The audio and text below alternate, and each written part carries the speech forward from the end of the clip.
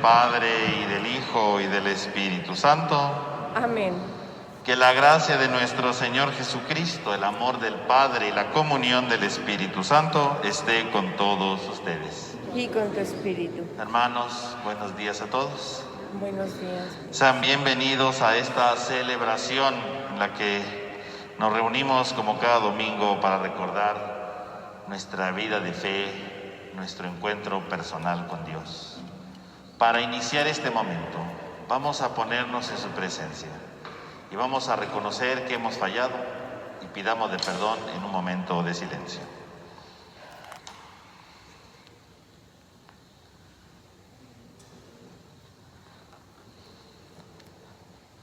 Yo confieso ante Dios Todopoderoso y ante ustedes, hermanos, que he pecado mucho de pensamiento, palabra, obra y omisión, por mi culpa, por mi grande culpa.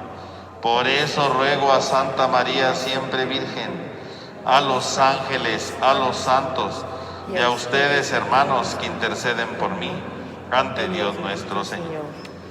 Dios Todopoderoso tenga misericordia de nosotros, perdone nuestro pecado y nos lleve a la vida eterna. Amén.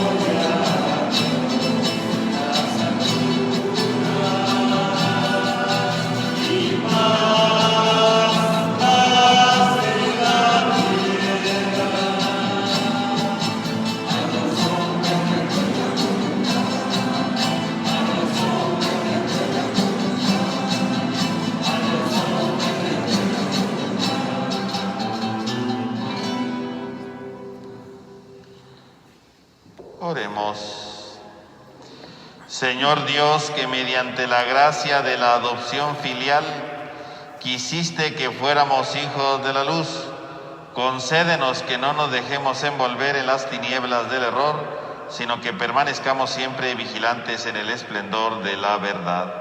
Por nuestro Señor Jesucristo, tu Hijo, que vive y reina contigo en la unidad del Espíritu Santo y es Dios, por los siglos de los siglos. Amén. Tenga la bondad de tomar asiento, hermanos, vamos a escuchar la palabra de Dios.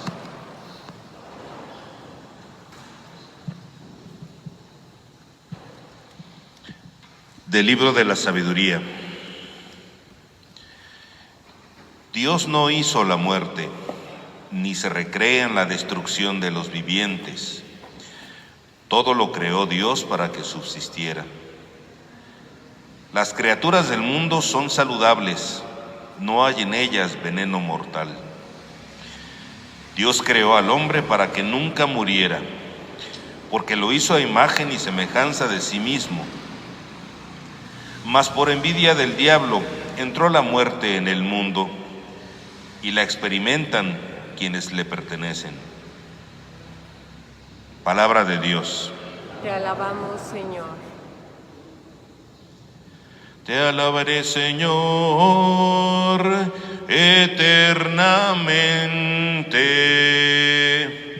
Te alabaré, Señor,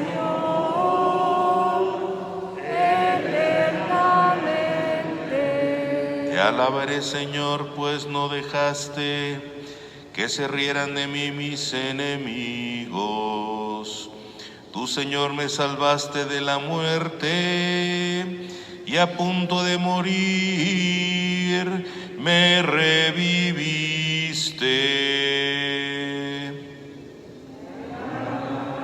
Señor, eternamente. Alaben al Señor quienes lo aman, den gracias a su nombre. Porque su ira dura solo un instante y su bondad toda la vida. El llanto nos visita por la tarde, por la mañana el júbilo. Te alabaré, Señor, eternamente.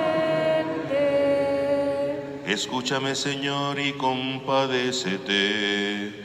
Señor, ven en mi ayuda. Convertiste mi duelo en alegría. Te alabaré por eso eternamente. Te alabaré, Señor,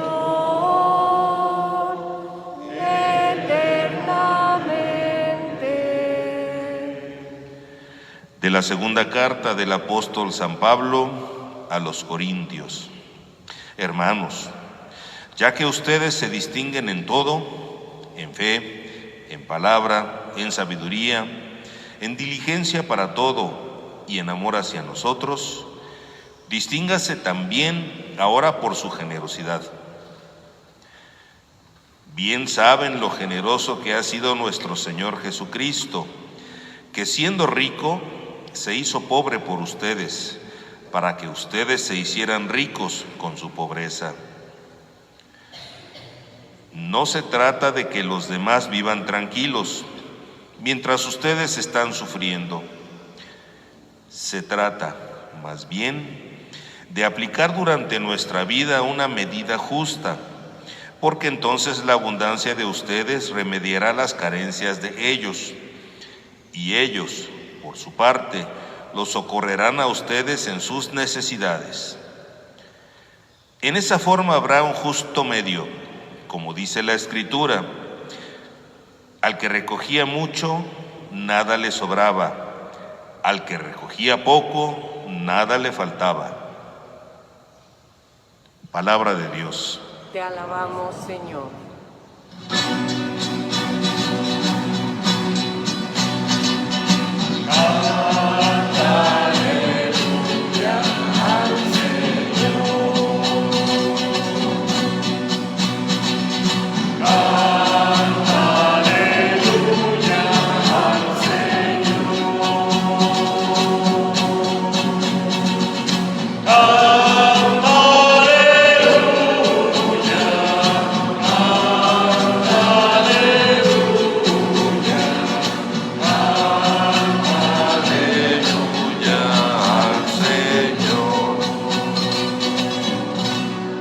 Jesucristo, nuestro Salvador, ha vencido la muerte y ha hecho resplandecer la vida por medio del Evangelio.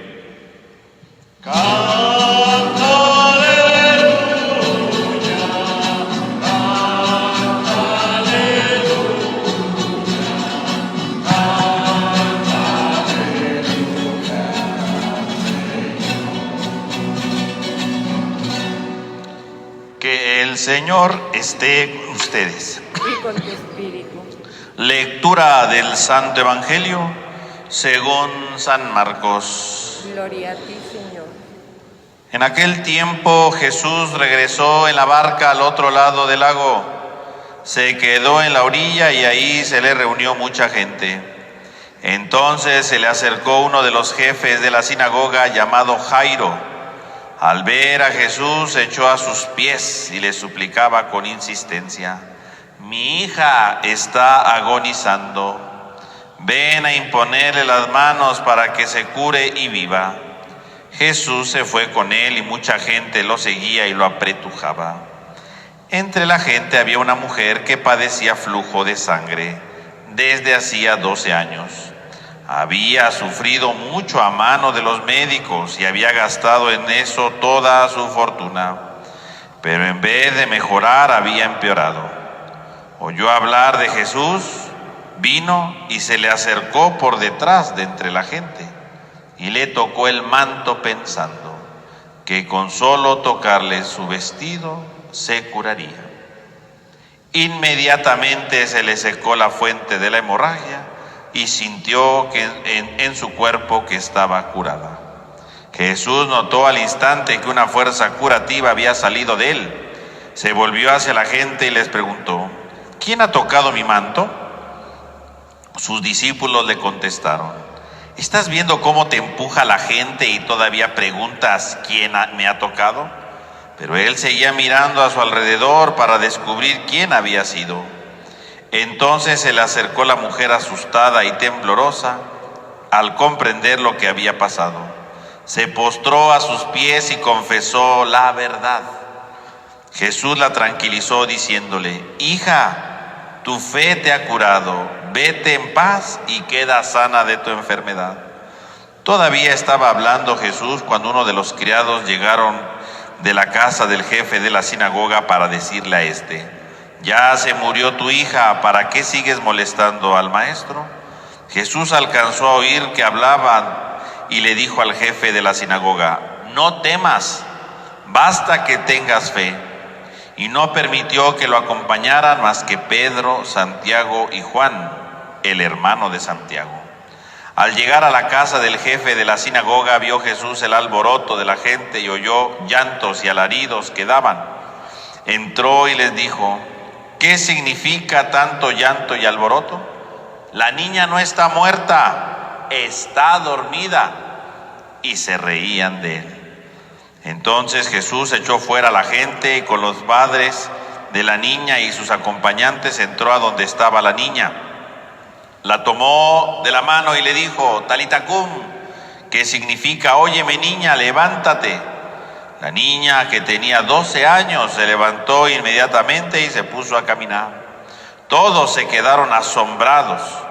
Entonces Jesús le ordenó severamente que no lo dijeran a nadie y les mandó que le dieran de comer a la niña. Palabra del Señor. Gloria a ti, Señor Jesús. Tengan la bondad de tomar asiento, hermanos. Hermanos, la experiencia de la vida de fe es fundamental para todo creyente. Y la fe implica una característica esencial, que ya la decía el Papa Juan Pablo II. La fe consiste en un encuentro personal con Dios. Así lo decía el Papa Juan Pablo en su encíclica Ecclesia in America, ¿no? Y después el Papa Benedicto lo decía también. La fe no es el encuentro con una serie de doctrinas y de ideas, sino es el encuentro con una persona. Es el encuentro con Cristo. Por lo tanto, la vida de fe implica encontrarnos con Dios. Y sobre este encuentro nos habla precisamente hoy el texto del Evangelio. en donde nos presenta el encuentro con estas dos mujeres, que las une una característica fundamental. Por un lado, la mujer hemorroísa, que dice tiene 12 años enferma. Y por otro lado, la niña, ¿verdad? La hija del jefe de la sinagoga, que tenía 12 años de edad. Ambas están unidas por el número 12, por su misma realidad. Y por otro lado están unidas porque ambas son mujeres. Son dos datos que son fundamentales. Y entonces, este relato va unido, si ustedes se dan cuenta, en medio del relato, ¿verdad?, de la hija de Jairo que se está muriendo, aparece la hemorroísa. Por lo tanto, si hay una interrupción, la interrupción no solamente es accidental. El texto está construido de manera extraordinaria, haciendo ver que es necesario curar a la hemorroísa para que la hija resucite. Todo va en conjunto. Y entonces podemos descubrir precisamente que la vida de fe habla precisamente de este encuentro. En primer lugar tenemos a esta hemorroísa, ¿no? Esta mujer que dice que padece este flujo de sangre. Padecer flujo de sangre es algo doloroso en aquel tiempo, ¿verdad? Porque la mujer era considerada impura. Una mujer que tenía flujo de sangre era considerada impura y nadie se le podía acercar. Y entonces, en cierta manera, pues vivía marginada, ¿no? Porque nadie se le podía acercar. Pero ¿cuál era el motivo por el que era considerada impura? Porque a lo mejor si en nuestra mentalidad diríamos, ay, pero qué horror, ¿verdad? Qué ridículo, o qué machista, yo qué sé. Pero tenía una razón de fondo, ¿no? La sangre en la Biblia, y para tanto para los judíos, representa la vida. La vida. Y entonces, que alguien tenga flujo de sangre, ¿qué significa? Que está siendo tocada por la vida. Y el único dueño de la vida es Dios.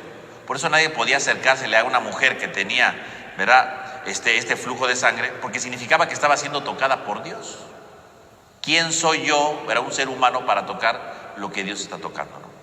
Era la mentalidad. O sea, en el fondo, en el trasfondo de todo, si bien sí, ciertamente había una serie de marginaciones por esta situación, pero en el fondo la relación era esta: si hay flujo de sangre, está siendo tocada por Dios, yo no puedo acercármele, ¿no?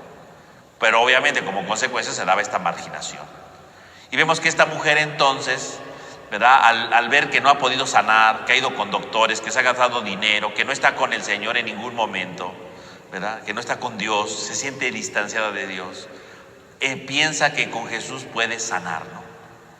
Y entonces vemos cómo ella va a escondidas, ¿verdad?, va a escondidas para poder curarse. ¿Qué representa esta mujer hemorroísa? Primero que nada, dice que tiene 12 años así. El número 12 representa el pueblo de Dios, porque el pueblo de Dios fue fundado con 12 tribus. Entonces siempre que vemos en la Biblia el número 12, representa el pueblo de Dios. Representa entonces al pueblo de Dios que se le está yendo la vida, ¿no? Porque si derrama sangre, significa la vida que se le está escapando, ¿no? Es el pueblo de Dios que se le escapa la vida. Es el pueblo de Dios que se le está escapando poco a poco la vida y se está alejando de Dios y se está alejando de los demás. Esta mujer, por lo tanto, representa al pueblo que se le va la vida, que está desangrándose, ¿verdad?, que está acabando su vida. Y esta mujer puede representar entonces al pueblo de Dios en general y nos puede representar a nosotros. Una persona que, por ejemplo, está enviciada, pues es una hemorroísa, bíblicamente hablando, ¿no? Porque se le está escapando la vida con las drogas, porque se está alejando de los seres queridos, los está lastimando por sus adicciones, se está escapando la vida. Eso representa a la mujer hemorroísa. Todo aquel que se le escape la vida, todo aquel que se le escape su historia, ¿verdad?, es la hemorroísa, la que se le escapa la vida. Un adicto a las drogas o al alcohol, ¿verdad?, es una hemorroísa bíblicamente. Se le está escapando la vida por un vicio y se está alejando de los demás, y se está alejando de Dios, se está apartando de todo, porque se le está escurriendo, se le está derramando la vida, se le escapa la vida. Ahí está la hemorroísa, ¿no? Pero no solamente una adicción, ¿verdad? Hay personas que, por ejemplo, viven toda la vida de rencorosos, ¿verdad?, de vengativos. Esa persona es una hemorroísa bíblicamente hablando. Se le está escapando la vida con sus rencores, ¿no?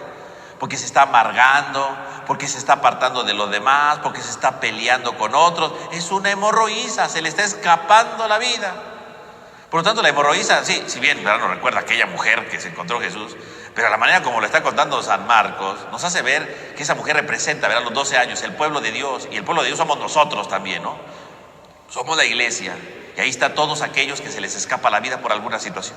Se escapa la vida. Y entonces dice que ella quiere, ¿verdad?, precisamente, ¿verdad?, quedar sana. Y vemos cómo va con Jesús, a escondidas, ¿verdad? Y va a escondidas porque obviamente como es considerada impura porque tiene derramamiento de sangre, se supone que ella no podía tocar a la gente. De hecho, si dice que a Jesús lo estaban apretujando, significa que esta mujer tocó a cantidad de gente, ¿no? Y obviamente tenía que ir escondidas porque obviamente no podía tocar a Jesús y no podía tocar a nadie, estaba violando la ley, ¿no? Se arriesgó, en realidad es un riesgo, ¿no? La fe en el fondo es un riesgo, ¿no? Y ahí va, ¿verdad?, a buscar a Jesús. Y vemos cómo toca su ropa y queda curada. Y entonces viene una escena que puede causar todavía más impresión. Jesús pregunta: ¿quién me tocó?, ¿no? Los apóstoles no entienden, dicen: pues si todo el mundo te está empujando, no inventes, ¿cómo que quién te tocó? Pero Jesús sabe que alguien de entre toda la gente que lo está ahí apretujando, hay una gente que acaba de hacer algo distinto, que lo ha tocado de manera diferente, ¿no? Que lo ha tocado de manera distinta y lo tiene que buscar. ¿Y por qué Jesús la busca? Porque, como decíamos hace un momento, la vida de fe es un encuentro con Dios. Tener fe es que yo me encuentre con Dios. Tener fe no es que ocurra un milagro. Tener fe no es que ocurra magia. Eso no es fe. Si la mujer quedó curada, pues qué bueno que quedó curada. Pero Jesús no vino a curar gente. Jesús vino a que se encontraran con Dios. Todos los milagros que Jesús hizo, no los hizo solamente para que la gente estuviera sana. Cuando curó paralíticos, leprosos, eso no era lo importante, que quedaran sanos. Jesús vino a curar a la gente para que con esa curación se encontraran con Dios. Hubiera un encuentro profundo con Dios. A eso vino Jesús, a anunciar el reino de Dios, ¿no? Jesús lo dice, ¿no? El tiempo se ha cumplido, el reino de Dios se ha hecho cercano. Lo que Jesús quería era que el reino se hiciera cercano, que la gente descubriera a Dios, que Dios fuera su rey. Eso es lo que Jesús quería. Si Jesús hubiera querido venir a curar gente, no hubiera anunciado el reino de Dios, hubiera dicho: el tiempo ya llegó, vengan a que lo sane. Jesús nunca dijo: vengan a que lo sane, jamás en la vida. Sanaba gente, pero nunca anunció que venía a sanar gente. Jesús sanaba a la gente para que se encontraran con Dios, porque la vida de fe es que yo me encuentre con Dios. Esta mujer ya quedó sana, bien, pero no se encontró con Dios. Se encontró con la ropa de Jesús, pero no con la Jesús. Por eso Jesús se pone a buscarla, porque tiene que estar ese encuentro, ¿no? Porque si no, esta mujer se va a ir curada y va a pensar que se curó por arte de magia, ¿no? Jesús no quiere eso. Jesús no vino a curar gente por arte de magia. Jesús no vino a crear supersticiones absurdas. Vino a crear un encuentro profundo con el otro. Y entonces ahí lo tenemos, ¿verdad? Jesús buscando a la pobre mujer, ¿verdad? Y la pobre mujer ya asustada se acerca y dice: no, cálmate, ¿no? Tu fe te ha curado, tu fe. Si estás sana es porque tienes fe. Y si tienes fe es porque te has encontrado con Dios. El encuentro con Dios. Fíjese cómo Jesús se preocupa por ver a la mujer, porque la mujer tiene que encontrarse con Él. Y tiene que darse cuenta que esto no es magia. Esto no es superstición, se curó por la ropa. No, si se hubiera ido a la mujer así, pues no hubiera servido de nada el milagro, ¿no? Bueno, hubiera servido porque se alivió, pero no era el sentido del alivio. Jesús no viene a traer curaciones fantasiosas, ¿no? Viene a traer encuentro con Dios. La mujer se encuentra personalmente con Jesús y ahora sí, vete a la paz, vete a la paz. Ahora sí, ya te encontraste conmigo, ahora sí, vete a la paz. Porque ahora sí te has encontrado conmigo. Fíjese cómo se da un encuentro profundo con el Señor. Un encuentro profundo que le transforma, que le anima. Y en medio de esto, ¿verdad?, aparece entonces, ¿verdad?, los mensajeros del jefe de la sinagoga y dice: ya no lo molestes, ¿verdad? Ya se murió tu hija, ya, ¿para qué lo estás molestando? Seguramente cuando dijeron que su hija se murió, pues se tambaleó el pobre Jairo, ¿verdad?, el jefe de la sinagoga, y dijo: ya se acabó todo, ¿no? Y entonces, ¿qué hace Jesús? No temas, basta que tengas fe. Y ahí está de nuevo: basta que tengas fe. El tema de la fe vuelve a aparecer. Le dice a Jairo: ten fe, o sea, tú puedes encontrarte también con Dios. Si esta mujer hemorroísa se encontró con Dios, tú también puedes. Y tu hija tiene que encontrarse con Dios. Y ahí va Jesús, ¿verdad? Entonces con Jairo, ¿verdad? Seguramente triste, seguramente preocupado, pero Jesús va con él. Llegan ahí a la casa de Jairo y ¿qué pasa? Dice que todo el mundo estaba llorando y gritando, ¿no? Y claro, estaban llorando por un lado porque se había muerto la niña, pero también estaban llorando porque en aquel tiempo, cuando alguien se moría, contrataban unas mujeres para que gritaran y lloraran, ¿no? Así era la costumbre, ¿no? Una cosa fea, pero bueno. Entonces cuando Jesús ve todo esto, pues dice: ¿por qué están llorando? La niña no está muerta, está dormida. Y la gente se empieza a reír, como diciendo: ay, ¿cómo va a estar dormida si ya se murió, no? Inmediatamente Jesús hace un acto extraordinario, saca a toda la gente de ahí. ¿Por qué Jesús saca a la gente de ahí? Si Jesús va a resucitar a la niña, pues pudo haberlo resucitado, es más, frente a todos, para decirles: miren, sí estaba dormida, ¿no? Y entonces todo el mundo hubiera dicho: ay, qué increíble, hubieran aplaudido ahí a Jesús, ¿verdad?, porque resucitó a la niña. Pero no, Jesús lo saca. ¿Por qué Jesús lo saca? Porque decíamos que Jesús hace milagros para que la gente se encuentre con Dios. Esa gente que está ahí gritando no tiene fe en Dios. Esa gente está gritando, una, porque le están pagando para que grite y llore, y están ahí, o no están ahí, ¿verdad? Para ver, pues para hacer ahí bulto, ¿verdad? Porque la niña se murió. Pero no están ahí porque tengan fe de verdad.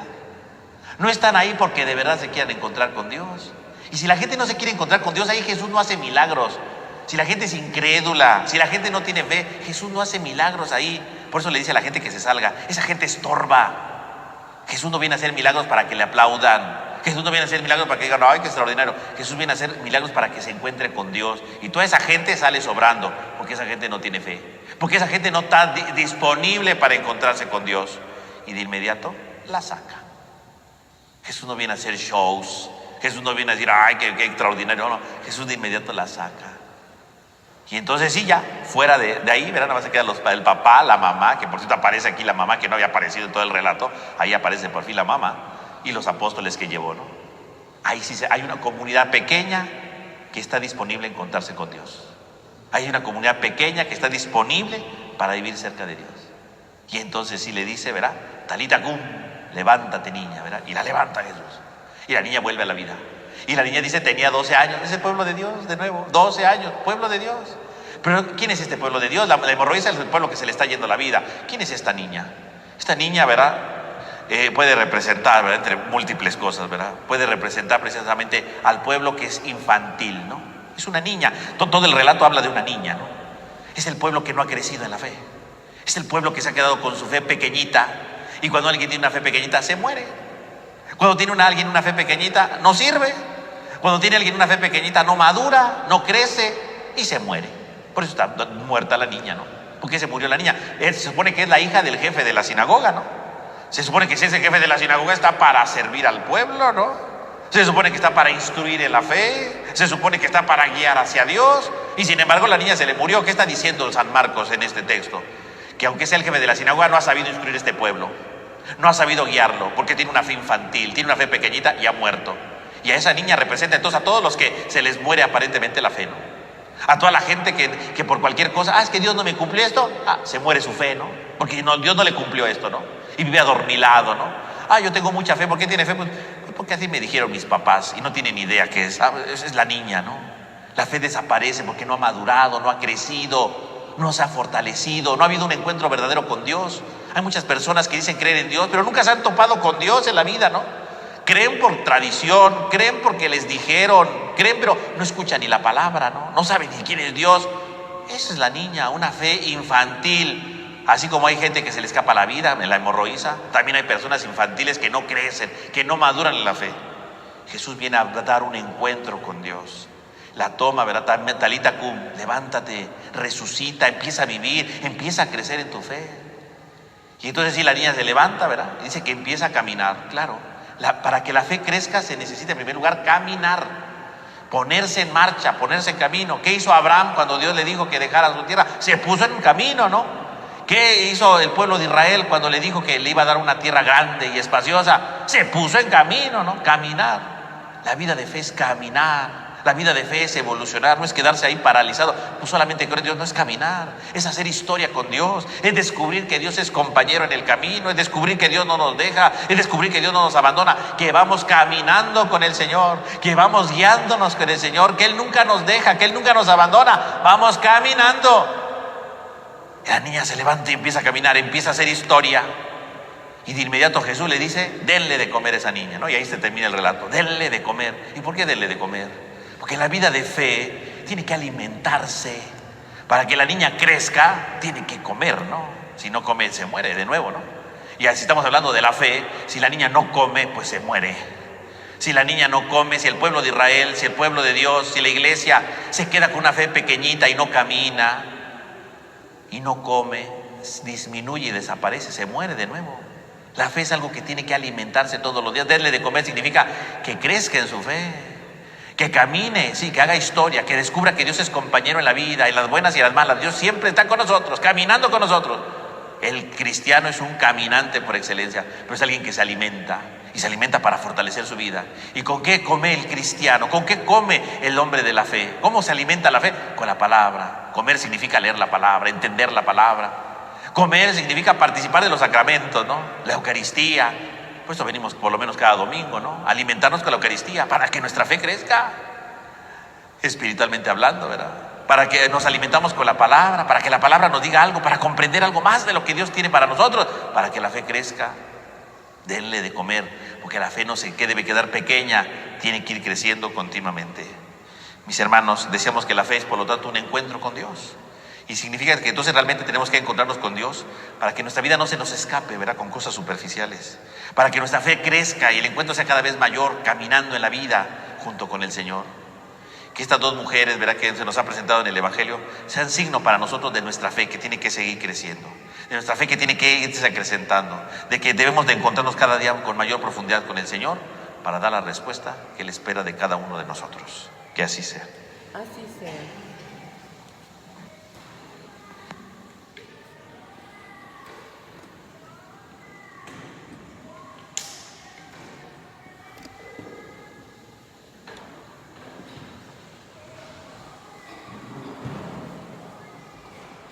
Hermanos, yo les pregunto, ¿creen en Dios Padre Todopoderoso, Creador del cielo y de la tierra? Sí creo. ¿Creen en su Hijo Jesucristo, que nació de María la Virgen, padeció, murió, resucitó y está sentado a la derecha del Padre? Sí creo. ¿Creen en el Espíritu Santo, la Santa Iglesia Católica, la comunión de los santos, el perdón de los pecados, la resurrección de los muertos y la vida eterna? Sí creo. Hermanos, esta es nuestra fe. Es la fe de la Iglesia que nos gloriamos de profesar en Jesucristo nuestro Señor. Amén. Ahora presentemos nuestras plegarias al Padre por la Iglesia y por el mundo entero y digamos a cada petición: escúchanos, Padre. Escúchanos, Padre. Para que el Papa Francisco, sucesor del apóstol Pedro, sea para todos los cristianos un buen testimonio de la alegría del Evangelio. Oremos. Escúchanos, Padre. Para que los creyentes de las distintas religiones aprendamos cada día más a respetarnos y amarnos. Oremos. Escúchanos, Padre. Para que el tiempo sea bueno y todos contribuyamos para gozar de una naturaleza limpia en la bella sucesión de las diversas estaciones. Oremos. Escúchanos, Padre. Para que el Espíritu del Señor, que enriquece al mundo con sus dones, sea Padre para los pobres, consuelo para los tristes, salud para los enfermos y fuerza para los decaídos. Oremos. Escúchanos, Padre. Para que el Espíritu de Dios ilumine nuestras incertidumbres y nuestras dudas y fortalezca nuestras debilidades. Oremos. Escúchanos, Padre. Escucha, Padre del amor, las plegarias que te hemos presentado y también todas las que cada uno lleva en su corazón. Y haznos que realmente nuestra vida de fe vaya madurando para que día con día nos encontremos contigo y crezcamos en este amor hacia ti. Te lo pedimos a ti que vives y reinas por los siglos de los siglos. Amén. Tenga la bondad de tomar asiento, hermanos.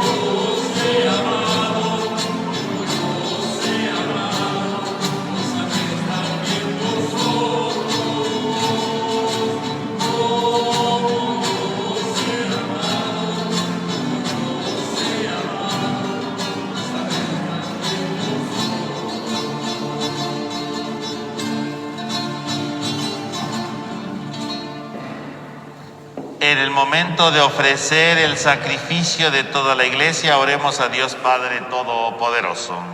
El Señor reciba de tus manos este sacrificio para alabanza y gloria de su nombre, para nuestro bien y de toda su santa iglesia. Señor Dios, que bondadosamente realizas el fruto de tus sacramentos, concédenos que seamos capaces de servirte como corresponde a tan santos misterios. Por Jesucristo nuestro Señor. Amén. Que el Señor esté con ustedes. Y con tu espíritu. Levantemos el corazón. Lo tenemos levantado, Señor. Demos gracias al Señor nuestro Dios. Es justo y necesario. En verdad es justo darte gracias y deber nuestro alabarte, Padre Santo, Dios Todopoderoso y Eterno, en todos los momentos de la vida, en la salud y en la enfermedad, en el sufrimiento y en el gozo, por tu siervo Jesús nuestro Redentor, porque Él en su vida terrena pasó haciendo el bien y curando a los oprimidos de todo mal. Así también hoy, como buen samaritano, se acerca a todo hombre que sufre en su cuerpo o en su espíritu y cura sus heridas con el aceite del consuelo y el vino de la esperanza. Por este don de tu gracia, incluso cuando nos vemos sumergidos en la noche del dolor, vislumbramos la luz pascual en tu Hijo muerto y resucitado. Por eso, unido a los ángeles, cantamos a una voz el himno de tu gloria.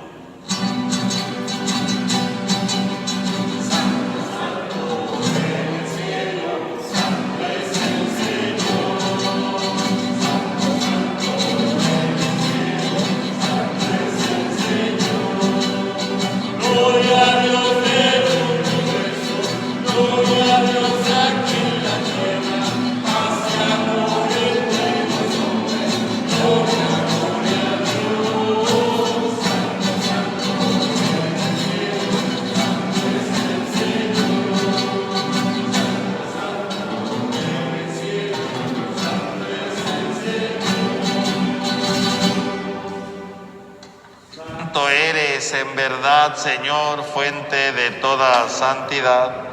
Por eso te pedimos que santifiques estos dones con la efusión de tu Espíritu, de manera que se convierta para nosotros en el cuerpo y la sangre de Jesucristo nuestro Señor, el cual, cuando iba a ser entregado a su pasión voluntariamente aceptada, tomó pan, dándote gracias, lo partió y lo dio a sus discípulos diciendo: tomen y coman todos de él, porque esto es mi cuerpo que será entregado por ustedes.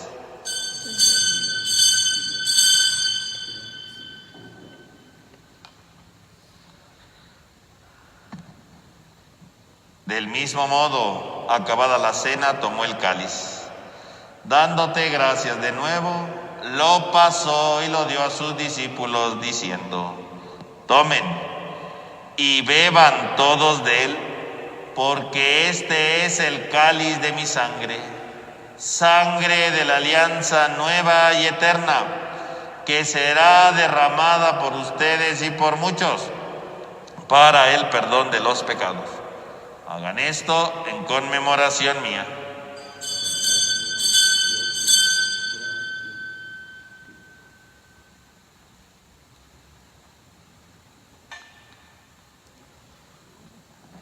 Este es el sacramento de nuestra fe. Anunciamos tu muerte, proclamamos tu resurrección. Ven, Señor Jesús. Así pues, Padre, al celebrar ahora el memorial de la muerte y resurrección de tu Hijo, te ofrecemos el pan de vida y el cáliz de salvación. Y te damos gracias porque nos haces digno de servirte en tu presencia. Te pedimos que el Espíritu Santo congregue en la unidad a cuantos participamos del cuerpo y sangre de Cristo. Acuérdate, Señor, de tu iglesia extendida por toda la tierra y reunida aquí en el domingo, día en que Cristo ha vencido a la muerte y nos ha hecho partícipes de su vida inmortal. y con el Papa Francisco, nuestro obispo Jesús Antonio y todos los pastores que cuidan de tu pueblo, llévala a su perfección en la caridad. Acuérdate también de nuestros hermanos que durmieron en la esperanza de la resurrección y de todos los que han muerto en tu misericordia, admítelos a contemplar la luz de tu rostro. Ten misericordia de todos nosotros, y así con María, la Virgen Madre de Dios, San José su esposo, los apóstoles y cuantos vivieron en tu amistad a través de los tiempos, merezcamos por tu Hijo Jesucristo compartir la vida eterna y cantar tus alabanzas. Por Cristo, con Él y en Él, a ti Dios Padre omnipotente, en la unidad del Espíritu Santo, todo honor y toda gloria por los siglos de los siglos. Amén. Fieles a la recomendación del Salvador y siguiendo su divina enseñanza, nos atrevemos a cantar.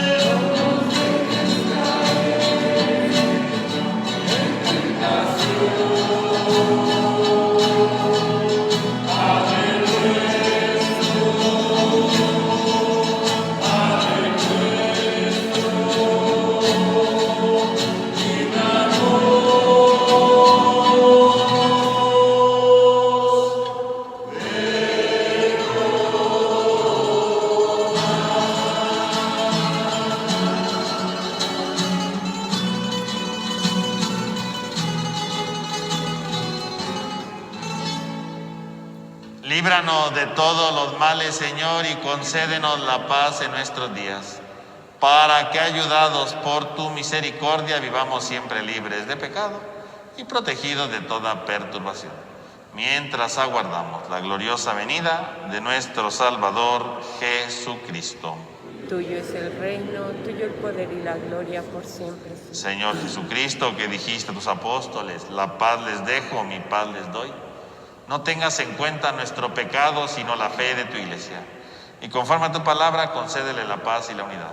Tú, que vives y reinas por los siglos de los siglos. Amén. Que la paz del Señor esté con todos ustedes. Y con tu espíritu.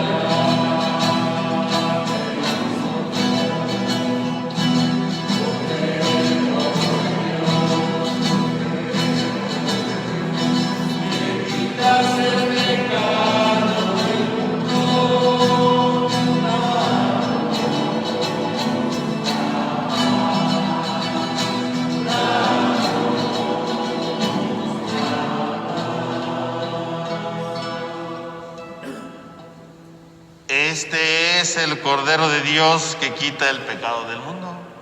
Dichosos los invitados a la cena del Señor.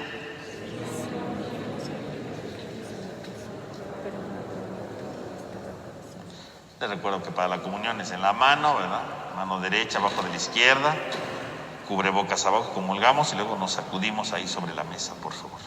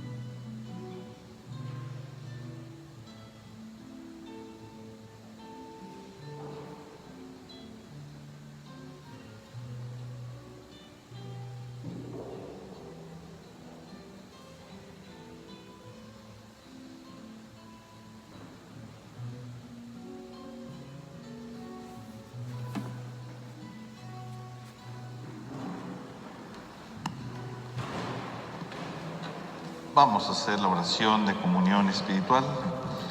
Creo, Señor mío, que estás realmente presente en el Santísimo Sacramento del altar. Te amo sobre todas las cosas y deseo ardientemente recibirte dentro de mi alma. Pero no pudiendo hacerlo ahora sacramentalmente, ven al menos espiritualmente a mi corazón, como si ya te hubiese recibido. Me abrazo y me uno todo a ti. Oh Señor, no permitas que me separe de ti. Amén. Oremos.